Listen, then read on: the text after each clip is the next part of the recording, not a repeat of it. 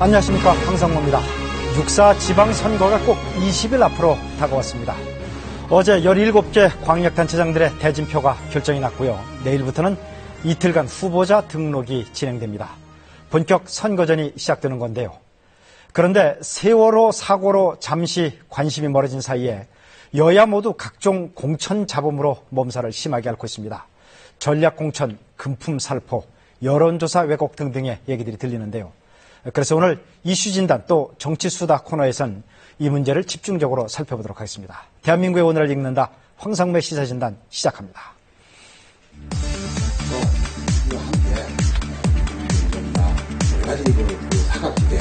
왜 그럴까요? 여러 가지 이유가 있겠습니다만 상향식 공천의 성공은 투명성과 공정성을 바탕으로 한 아름다운 경선이라는 국민께 약속드린 바와 같이 엄격한 기준을 적용해 좋은 후보들 추천하는 작업에 들어갔습니다.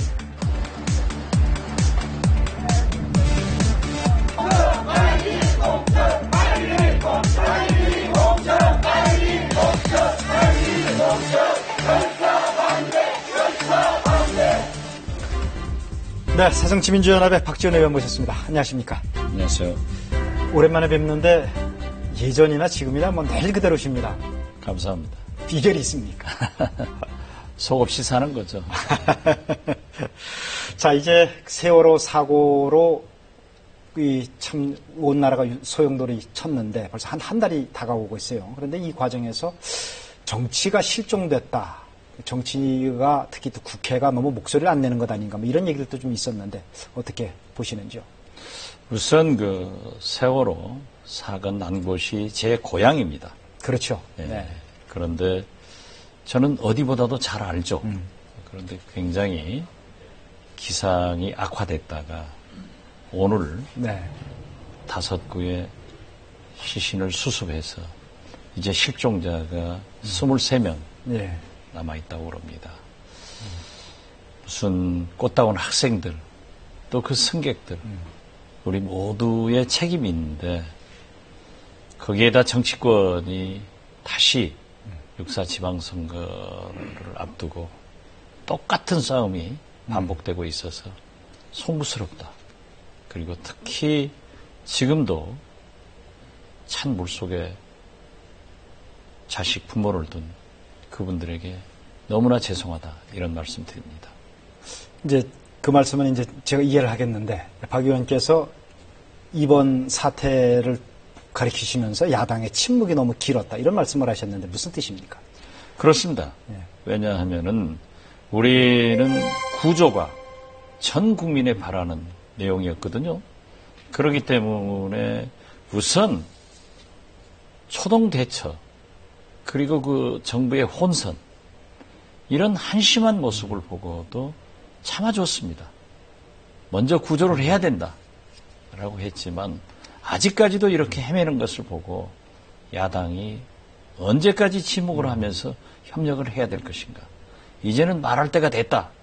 그리고 국회에서 따지자 했는데 오늘 다행히 안전행정위원회가 열려서도 상당한 질책들이 쏟아져 나서 저는 이제는 대통령께서도 직접 나서셔야 되지만은 우리 국회도 나설 때가 됐다. 늦었습니다. 이런 말씀 드린 겁니다. 과거 천안함 사건 때와 비교해 보면 이번엔 야당이 상당히 좀 자제하고 일단은 초기에 사건 초기에 자제하고 비교적 정부의 협조를 많이 했다. 이런 좀 평가들도 들리던데요. 그렇습니다.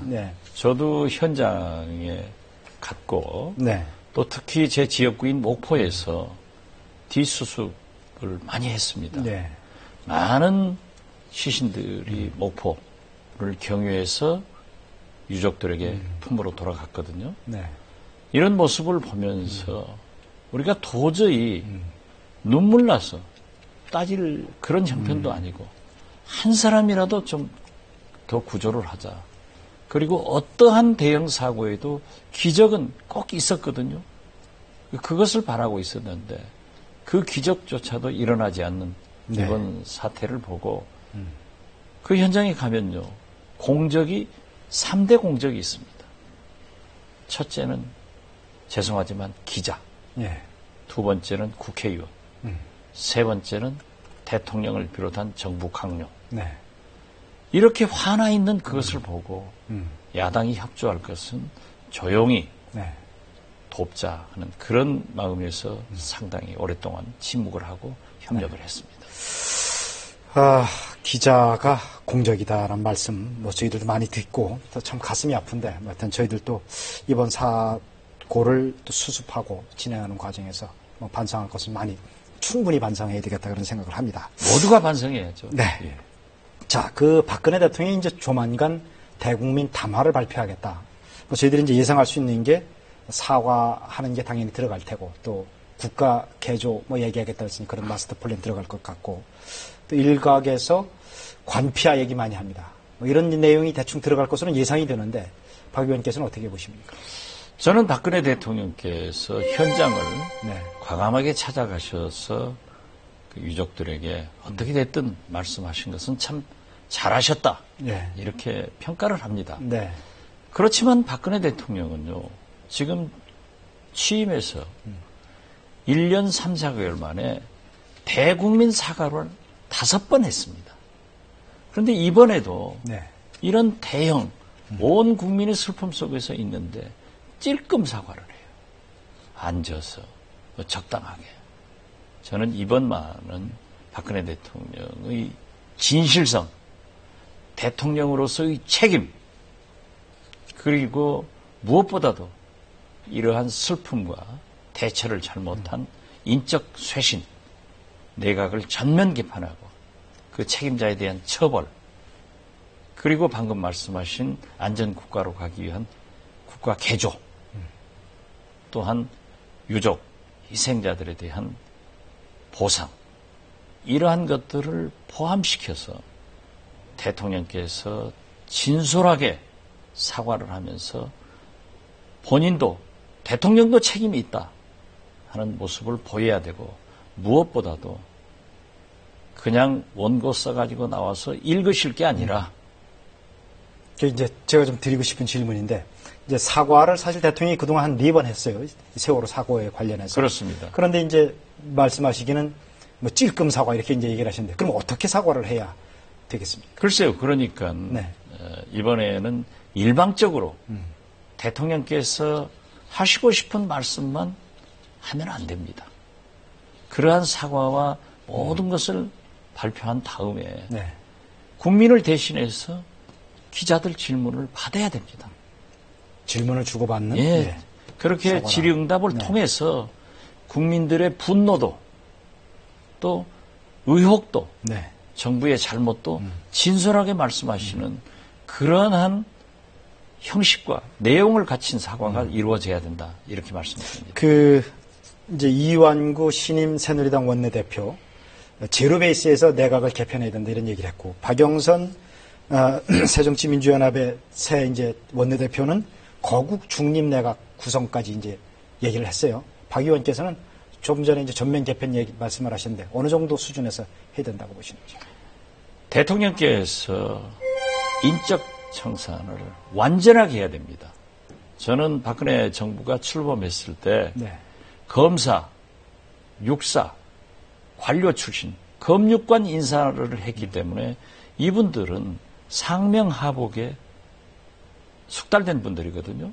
그리고 대통령에게 안 됩니다 하는 말씀을 못 하시는 분들이에요. 그렇기 때문에 한결같이 받아쓰기는 잘했죠. 그래서 이번에는 완전하게 대통령이 인사를 혁신적으로 하지 않으면 국민도 용납하지 않고 박근혜 대통령 앞으로 자녀 임기도 성공할 수 없다. 그렇기 때문에 전면적 개편을 해야 됩니다. 어떤 인물이면 좋겠습니까? 저는 지금 좀 다양한 인물들이 들어갔으면 좋겠어요. 그래야만이 상호 견제도 되고 네. 경쟁도 하고 또 대통령께 직원도 하거든요. 예. 그래서 경륜을 갖춘 정치인도 좋고 학자나 시민사회단체나 물론 관료, 언론인 이런 분들이 조화를 이루어서 인사를 했을 때 방금 말씀드렸듯이 상호 견제도 하고 경쟁도 하고 대통령께도 네. 직언할 수 있는 그런 시스템으로 될 것이다. 그렇게 봅니다. 박 의원께서 제가 기사를 좀 찾아보니까 이런 말씀을 하셨던데 국민의 정부 때 총리감을 고르려고 찾아보니까 72명 중에서 인사청문회를 통과한 사람이 결국은 검증을 통과한 사람이 한 명밖에 없더라. 그러다 보니까 능력 있는 사람이 많이 있어도 실제로 기용하기가 참으로 어렵다. 그럼 뭐 현 정부도 이제 마찬가지 얘기일 텐데 그런 어려움이 좀 있지 않겠습니까? 그렇습니다. 예. 제가 18대 국회 이명박 정부에서 원내대표를 하고 네. 박근혜 정부에서도 원내대표를 2번 했는데요. 그때 인사청문회를 하면서 7사람을 낙마시켜봤습니다. 그 대표적인 저격수라고 지금 뭐 저격수는 네. 아니고 옳은 야당을 한 거죠. 그런데 이제 그래서 제가 드리는 말씀인데 그런데 예. 이명박 정부에서 200가지 사항을 가지고 왔더라고요. 예. 여기에 합당한 사람을 앞으로 인사에 발탁하겠다. 그걸 읽어보면요. 유치원 학생도 합격할 수 없어요. 네. 그렇기 때문에 과거 우리가 그 시대 상황 때는 위장 전입도, 농지 투자도 이런 게 관습적으로 이루어졌거든요. 그런데 지금 현대 사회에서는 어느 날 지금의 기준 잣대로 되는 건 너무 가혹하다. 가혹하죠. 예. 그렇기 그러면 때문에 저는 그러한 기준을 네. 충족시킬 수 있는 인물은 없습니다. 그래서 저는 조금 네. 우리가 역사적으로 과도기를 인정해야 됩니다. 그 시대를 인정해야 되기 때문에 인사청문회에도 어느 정도 유동성을 두고 네. 좀 소신껏 일할 수 있는 능력 위주로 이번에는 인사 개편이 이루어졌으면 야당도 협조할 수 있다. 그러니까 그건 이제 제일 이렇게 중요한 게 그 말씀인데 그러면 야당이 이제 협조를 해줘야 될 텐데 과연 협조가 될까 싶은 생각이 듭니다. 당연히 해야죠. 예. 우리 새정치민주연합 야당은 뭐가 잘했습니까? 네. 우리가 뭘 잘했습니까?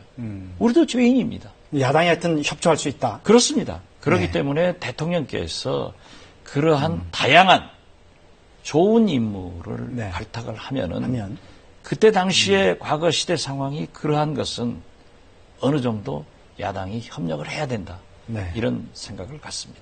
이제 관련해서 질문 하나만 더 드리면 이번에 이제 뭐 언론에서도 지적을 많이 했고 또 뭐 공직사회 정치권에서 지적을 많이 했습니다. 관피아 특히 이제 해경과 해수부 거기를 둘러싼 수많은 뭐 유관 단체들 척결을 해야 이 뿌리 깊은 어떤 그 불신의 구조, 유착 구조를 해결할 수 있지 않겠는가 이런 얘기를 많이 했는데 좀 박 의원께서는 그 부분에 대해서 뭔가 탁견이 좀 있으실 것 같은데. 저도 김대중 정부 5년간 네. 그러한 국정의 핵심에서 장관도 비서실장도 하면서 경험을 했습니다. 관피아 일조일석에 없앨 수는 없습니다. 네. 그렇지만은 균형이 없이 모든 자리를 관피아가 장악하기 때문에 문제가 되는 거예요. 네. 그래서 일조일석에 없앨 수는 없지만은 이제 시정해 나가야 되고 또 이것을 개선시킬 수 있는 것은 이번 세월호 참사를 오히려 전화위복의 계기로 삼아서 대통령께서 하시면은 저는 가능하다. 그러나 어쩔 수 없이 관료 출신도 등용을 한다고 하면은 그러한 정도는 국민이 이해할 것이다. 이렇게 생각합니다. 자, 주제를 좀 바꿔보겠습니다. 이제 그 6.4 지방선거가 꼭 20일 앞으로 다가왔고요. 이제 각 당에서 이제 공천들 하고 그랬는데 새정치민주연합 의원이시니까 그 공천 골치 아픈 건 좀 얘기하지 말죠. 아니 그래도 이 문제를 질문을 안 드리고 갈 수가 없습니다. 감사합니다. 예. 광주시장, 뭐 안산시장에 이어서 기초단체장까지 지금 뭐 전략공천 문제가 굉장히 시끄럽습니다. 그래서 또 말씀도 하셨어요. 호남은 봉이 아니다. 뭐 그런 얘기도 하셨고 또 지금 현직 당대표를 가리켜서 DJ가 아니다 그런 얘기도 하셨는데 왜 이렇게 시끄럽습니까? 그건 뭐 여야 네. 가릴 것 없이 공천 때는 항상 시끄럽지 않습니까? 그러면 우리 황상무 예. 앵커께서도 정치부 기자 오래 하셨지만은 출입하면은 공천 때 총재집 때려 부시고 네. 당사 때려 부시는 것은 다반사입니다. 그럼 안철수 대표가 얘기했던 거 이 정도면 정상 수준이다라는 말에 동의하십니까? 그것은 시대의 변화를 새정치를 추구하는 새정치민주연합 대표로서 적합한 얘기는 아닙니다. 그건 아니다 또. 예, 그렇습니다. 광주나 네. 안산시장을 분명히 경선을 하겠다라고 약속을 했습니다. 네.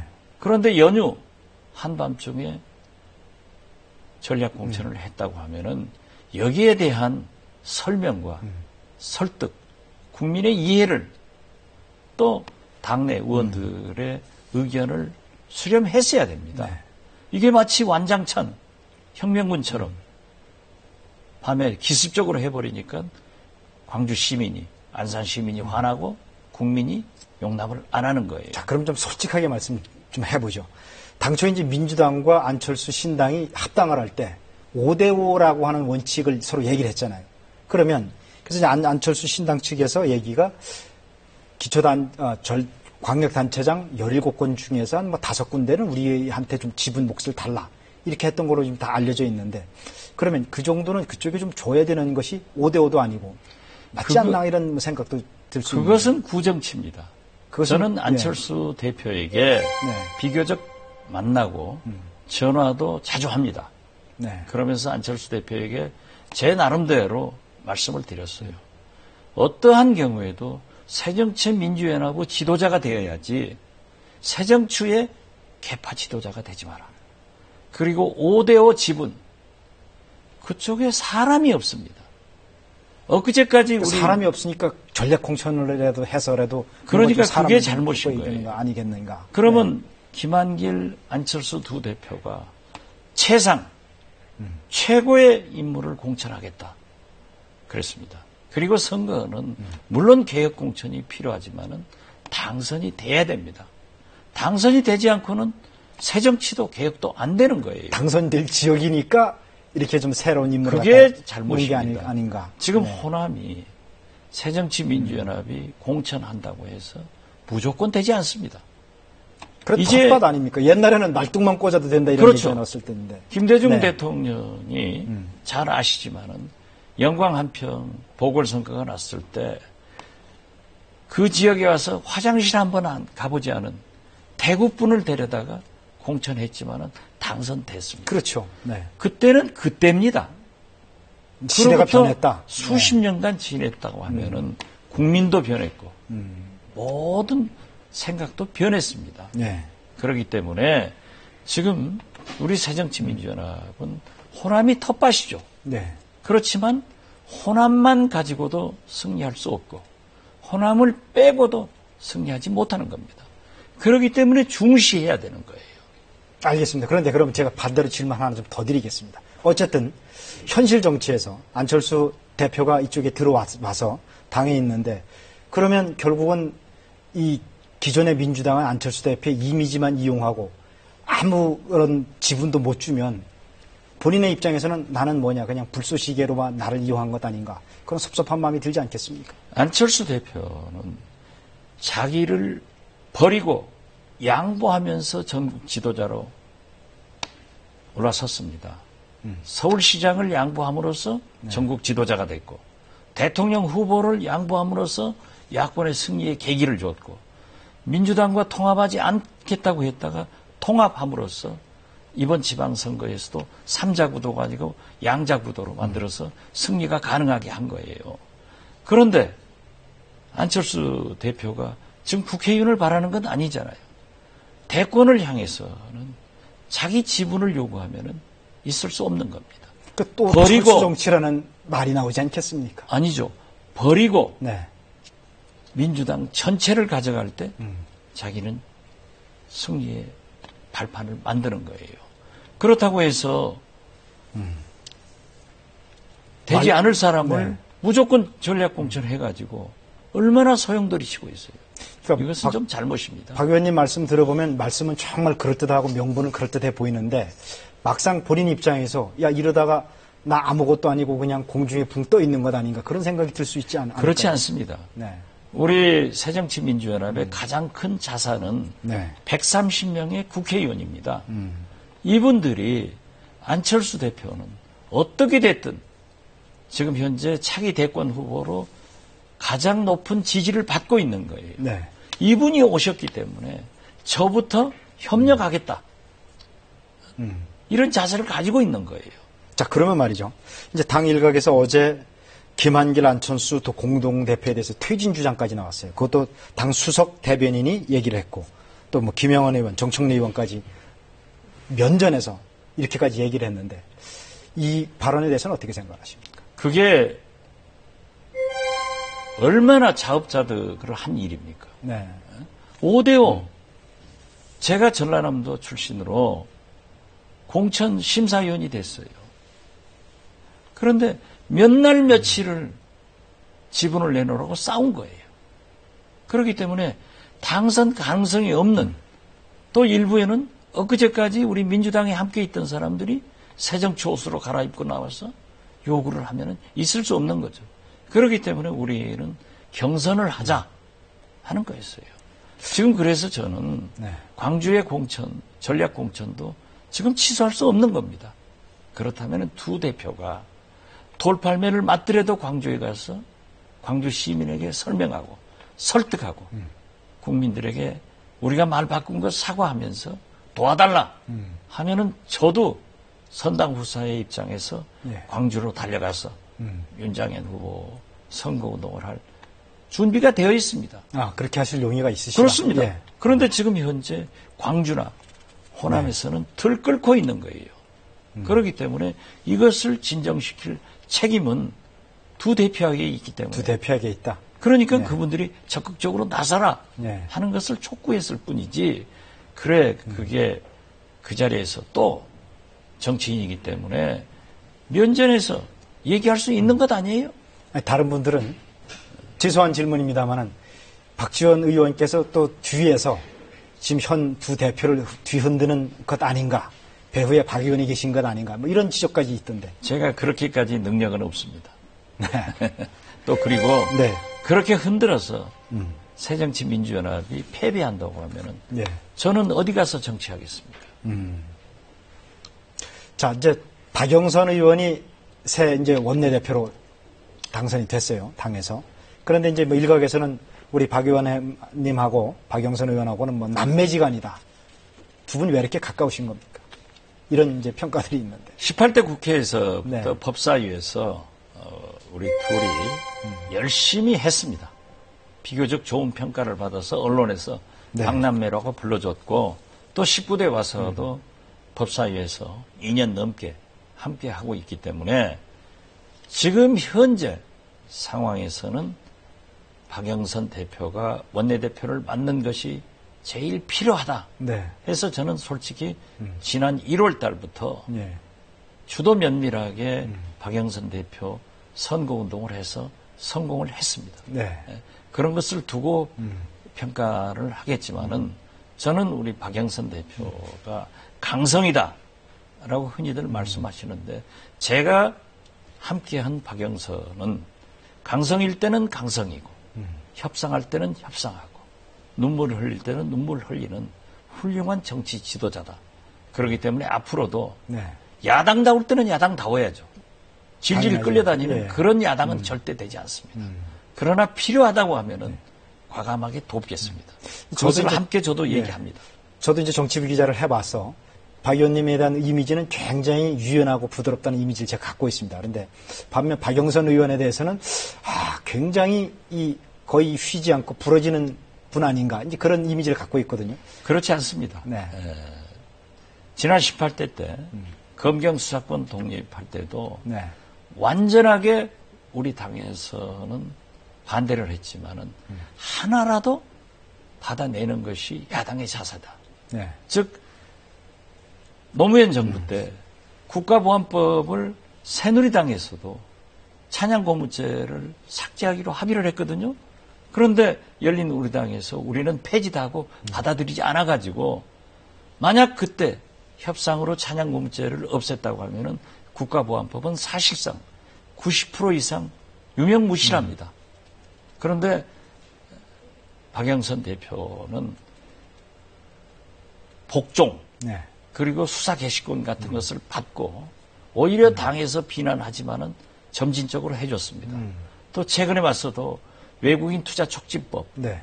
이걸 얘기하는데 김한길 전병헌 두 대표 심지어 최경환 새누리당 원내대표도 저한테 박영선 법사위원장을 설득할 사람은 박지원 당신밖에 없다 해서 제가 설득을 했어요. 해가지고 자기의 소신은 맞지 않지만은 네.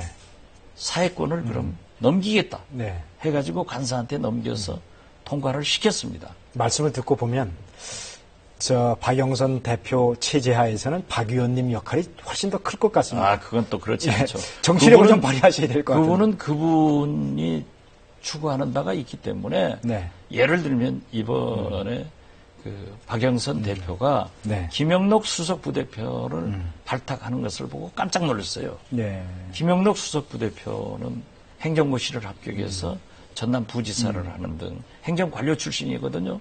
굉장히 합리적인 분을 선택을 하더라고요. MBC 기자들을 너무 많이 포진시켰다. 그런 지적도 있던데. 앞으로 KBS도 하겠습니다.